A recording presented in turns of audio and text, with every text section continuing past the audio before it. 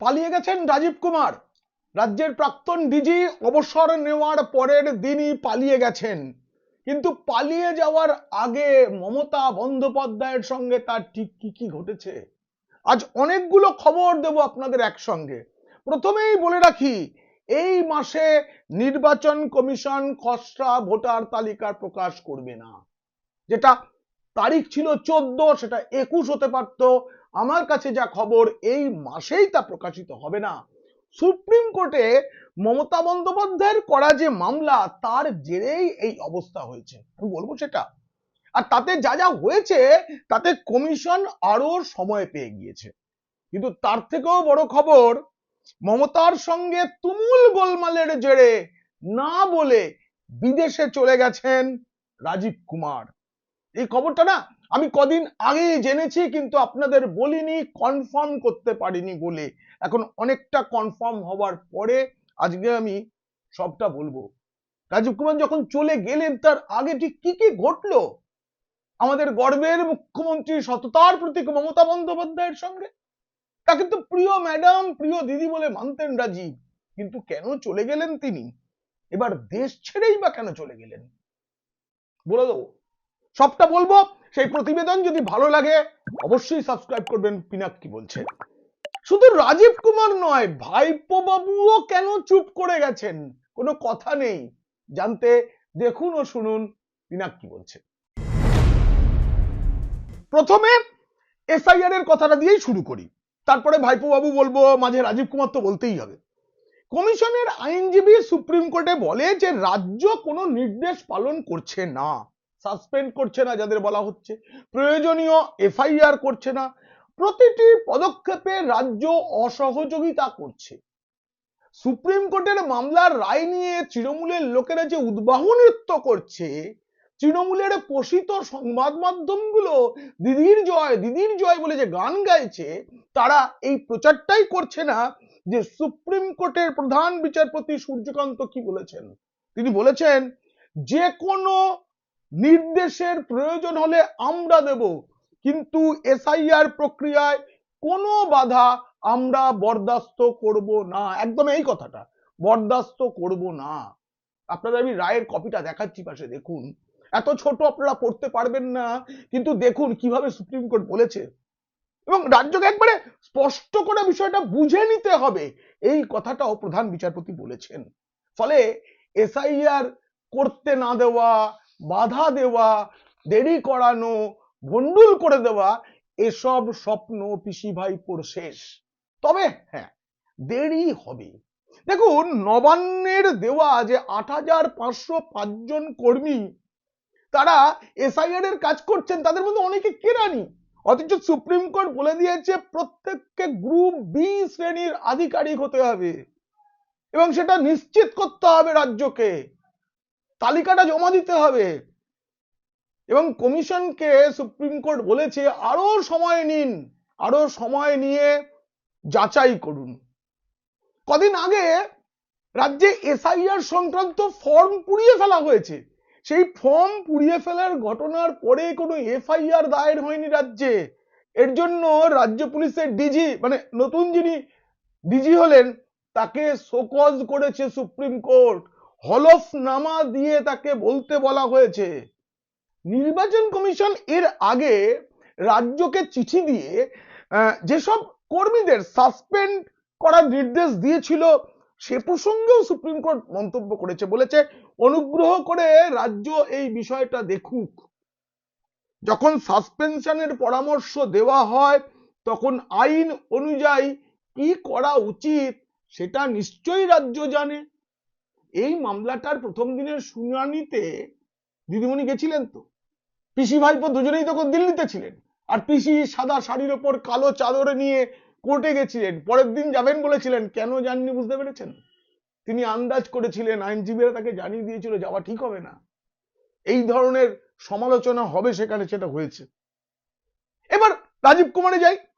এদিকে আইপ্যাক মামলা, যেটা রাজ্যের আইনজীবীরা বুঝতে পেরে গেছেন যে এই মামলা থেকে পিসিকে রক্ষা করা কঠিন, তাই যেভাবে হোক সময় কিনতে হবে, সময় কিনতে হবে। কপিল সিব্বল অসুস্থ হয়ে যাওয়ায় আপাতত আরো 7 দিন পিছিয়ে গিয়েছে মামলা, সুপ্রিম কোর্ট সময় দিয়েছে, কিন্তু বিজেপি এটা নিয়ে কি ভাবছে আমি একটু প্রশ্ন করছিলাম, তাদের যা জানতে পারলাম এই যে পিছিয়ে যাওয়া এটা ভালো। কেন বলুন তো? আমরা বাঙালি না বড্ড ভুলো মন। ভোট এখনো দেরি আছে তো মাস তিনেক, এখন যদি পিসির বিরুদ্ধে বা ভাইপোর বিরুদ্ধে বা রাজীব কুমারের বিরুদ্ধে কোনো নির্দেশ দেয় সুপ্রিম কোর্ট, তার জন্য যে হই হল্লা হবে, মানুষ হয়তো ভোট আস্তে আস্তে সেসব ভুলে মেরে দেবেন। তাই যতটা দেরিতে এসব হয় ততই ভালো। কিন্তু এই মামলা চলার মধ্যেই যা শোনা যাচ্ছে তাতে রাজীব কুমার নাকি পলাতক। তিনি কোথায় গেছেন, কেন গেছেন, তা নিয়ে কেউ মুখ খুলতে রাজি হচ্ছেন না। পুলিশ কর্তারা কেউ কেউ বলছেন রাজীব নাকি উরুগুয়ে চলে গিয়েছেন।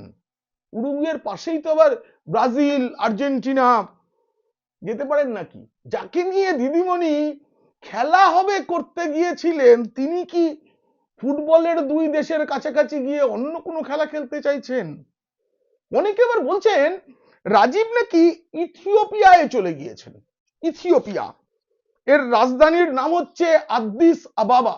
এই আদ্দিস আবাবা হচ্ছে ইথিওপিয়ার প্রধান শহর। সাংস্কৃতিক, আর্থিক, রাজনৈতিক সব দিক থেকে আদ্দিস আবাবা হচ্ছে ইথিওপিয়ার মূল শহর। এই আদ্দিস আবাবা এই শব্দটার আমহারিক ভাষার, এটা এই আমহারিক ভাষায় এই শব্দটার অর্থ কি জানেন? বাংলায় নতুন ফুল। ঘাস ফুল ছেড়ে কি রাজীব তবে অন্য ফুলের গন্ধ শুকতে আদ্দিস আবাবায়, নতুন ফুলের দেশে? ওটা তো নতুন ফুলের দেশ। আমি না ম্যাপ ঘেটে ঘেটে দেখলাম, অত তো চেনা যায় না। ইথিওপিয়া এই শহরটা আবার যে আফ্রিকান ইউনিয়ন রয়েছে, এই আফ্রিকান ইউনিয়নের সদর দপ্তর হিসেবেও কাজ করে। সেখানেই কেন রাজীব গেলেন? অতীতেও কিন্তু রাজীব এভাবে পলাতক হয়েছেন দুবার। রাজীব কুমার এই রাজ্যে পুলিশের দায়িত্বে থাকার সময় 20 দিন করে নিখোঁজ হয়ে গিয়েছিলেন, কিন্তু তখন তার মাথায় দিদি প্রিয় ম্যাডামের হাত ছিল, এবার নাকি নেই। আর আগের দুবার তিনি দেশে থাকলেও এবার আর দেশে থাকারও ঝুঁকি নিতে চাননি রাজীব কুমার। কিন্তু কেন? এবার তো বলবো আসল কথাটা। দেখুন, বসংবদ আইপিএস আইএএস দের অবসরের পরে নিজের কাছে রেখে দেওয়াটাই দস্তুর এই রাজ্যে, মানে মমতা বন্দ্যোপাধ্যায়ের কাছে রেখে দেওয়াটাই দস্তুর, সেটা হয়।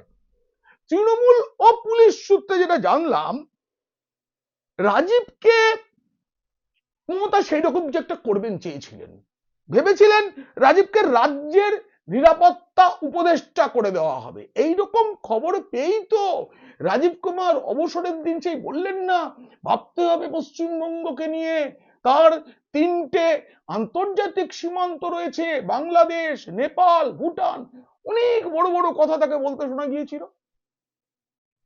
রাজীব তখনও জানতেন, কিন্তু তারপরেই নাকি প্রিয় ম্যাডাম রাজীবের ফোন ধরা বন্ধ করে দেন। ফোন ধরাই বন্ধ করে দেন, মানে রাজীবের ঘনিষ্ঠ পুলিশ কর্তারা তাই বলছেন।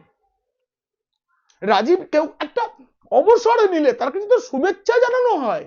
শোনা যাচ্ছে নাকি রাজীব অবসর নেওয়ার পর নবান্ন থেকে তার কাছে একটা শুভেচ্ছা বার্তার মেসেজও আসেনি, হোয়াটসঅ্যাপ মেসেজ একটা আসেনি। দেখুন, রাজীব যে মমতার দেওয়া পদ নিতে চাইতেন না তেমন নয়, কিন্তু রাজীব একটা সময়ে মমতার সংস্পর্শ ত্যাগ করতে চাইছিলেন। সেটা কেন চাইছিলেন বলছি আমি, আগে এই গল্পটা বলে নি। সেটা হচ্ছে রাজীব জানিয়েছিলেন যে অবসরকালীন সব সুবিধা এগুলো তিনি আর পাবেন না যদি সিবিআই তদন্ত শুরু হয়ে যায়, ওই ইডির তল্লাশিতে বাধা দেওয়ার জন্য। এ নিয়ে মমতা রাজীব তুমুল গোলমাল হয়, আমি আপনাদের বলেছি। এই গোলমালটা কিন্তু ওখানে থামেনি, আরো চলেছে। আইপ্যাক মামলায় তাকে ফাঁসিয়ে দেওয়া হচ্ছে, এই অভিযোগটা রাজীব করেছেন বারবার, ফোনে সামনাসামনি অনেকবার, এবং তারপরেই তিনি মমতার সংস্পর্শ ছাড়তে চাইছিলেন। কিন্তু প্রিয় দিদি যে হঠাৎ করে ফোন ধরাটাই বন্ধ করে দেবেন, সেটা নাকি ভাবতেও পারেননি রাজীব কুমার। তার ঘনিষ্ঠরা এমন দাবি করছেন। এদিকে সুপ্রিম কোর্ট কি নির্দেশ দেয়, এবং তারপরে যেভাবে আলাপন বন্দ্যোপাধ্যায়কে মমতা বন্দ্যোপাধ্যায় আগলে রেখেছেন, কিছু না কিছু পদ দিয়ে রেখেছেন, কারণ অবসরের সুবিধা তিনি পাচ্ছেন না। দেখুন, একটা বিষয় আছে, অবসর মানেই একজন আইএএস আইএপিএস এর কাছে শুধু আর্থিক সুবিধা নয়, পেনশন পাওয়া নয়, টাকা আছে, তার থেকেও অনেক বেশি অনেক সম্মানের প্রশ্ন জড়িয়ে থাকে, সেগুলো তো পাওয়া যায়নি। রাজীবের মনে একটা আশঙ্কা তৈরি হয়েছিল যে কাজের বেলায় কাজী, কাজ ফুরলেই পাজি, এই নীতি যদি তার ক্ষেত্রে নেওয়া হয় তিনি বিপদে পড়বেন। তাই তিনি ভাবলেন দেশান্তরী হওয়াও অনেক ভালো। দেখুন, প্রথমে যুব ভারতীতে মেসি কাণ্ডে এমন ঘটনা সব ঘটলো, ঢাকা দিতে প্রিয় ম্যাডাম শোকজ করেছেন কাকে? রাজীব কুমারকে। তারপর চাকরির শেষ দিকে ম্যাডামকে সঙ্গ দিতে গিয়ে ইডির মানে আইপ্যাকের যা জিনিসপত্র ছিল ইডির তল্লাশির সময় ডাকাতিতে সাহায্য করার অভিযোগ তার বিরুদ্ধে। ফলে আবার সিবিআই তদন্তে মুখোমুখি হওয়ার ভয়। অতীতেও যেটা ছিল, 2019 সালের ফেব্রুয়ারি মাসে রাজীব কুমারের বাড়িতে প্রথমবার হানা দেয় সিবিআই। সেই সময় মমতা দরজা আগলে দাঁড়িয়েছিলেন, পথ আগলে ছিলেন, যেতে দেবো না যেতে দেবো না, তারপর ধর্নায় বসে গেলেন, মনে আছে আপনাদের? সেই সময় 20 দিন রাজীব বেপাত্তা ছিলেন, তার কোনো খোঁজ পাওয়া যায়নি। এরপরে কোর্ট যখন রাজীবের যে মামলা, সেই সারদা মামলায় যখন তার উপর থেকে রক্ষা কবচ তুলে নেয়, তখনও রাজীব কুমার নিখোঁজ হয়ে গিয়েছিলেন, কিন্তু তখনও খোঁজ পাওয়া যায়নি। তবে জানা গিয়েছিল তিনি দেশেই বা কলকাতাতেই কোথাও একটা ঘাপটি মেরে আছেন, কিন্তু এবার আর সেসব নয়, রাজীব কুমার উড়ে গেছেন। এবার বলি ভাইপো বাবুর কথা। সেই কবে থেকে দেখবেন মুখ গুমরা করে বসে আছেন, কোনো প্রাণেই মুখে দেখবেন বড় বড় আওয়াজ, হুমকি, হুঁশিয়ারি কিচ্ছু নেই। ওই দিল্লিতে গেলাম, আমি দিল্লিতে গিয়ে দেখলাম তো ওই সাংবাদিক সম্মেলনের সময় পিসির পাশে বসেছিলেন, আপনারা ছবিটা দেখুন, আপনারা ছবিটা দেখেছেন, তোমার একটা মুখটা কালো করে বসে আছে, গোটা মুখে একটা বিষাদের ছায়া। এখন তিনি কবিতা লিখছেন, তৃণমূল কংগ্রেস তথা আইপ্যাকের পক্ষ থেকে সেই কবিতাকে ছড়িয়ে দেওয়া হচ্ছে। পিসি তো কবি আমরা জানতাম, পিসিমণিকে চ্যালেঞ্জ করলেন এবার কবিতা লিখে, অনেক বড়, পিসিমণি তো ছোট ছোট কবিতা লেখেন, অনেক বড় কবিতা, আমি পড়েছি, পুরোটা পড়েছি, সময় লেগেছে, পড়েছি, আপনারাও পড়ে দেখতে পারেন। তবে কবিতা আমি কম পড়ি, কিন্তু যেটুকু পড়ি তাতে আমি না বুঝতে পারি, রবীন্দ্রনাথের কবিতাই তো বেশি পড়ি, কোনটা স্বদেশী পর্যায়, কোনটা প্রেম পর্যায়, কোনটা পূজা পর্যায়, গান কবিতা একটু বুঝি। এই ভাইপো বাবুর কবিতাটা না পড়ে আমার মনে হলো এটা বিষাদ পর্যায়ের কবিতা। কেন যে এত বিষাদ কে জানে। এই প্রতিবেদন কেমন লাগলো জানি, অবশ্যই মন্তব্য করবেন, ভালো লাগলে বন্ধুদের, খারাপ লাগলে শত্রুদের শেয়ার করবেন। আপনারা খুব খুব ভালো থাকবেন।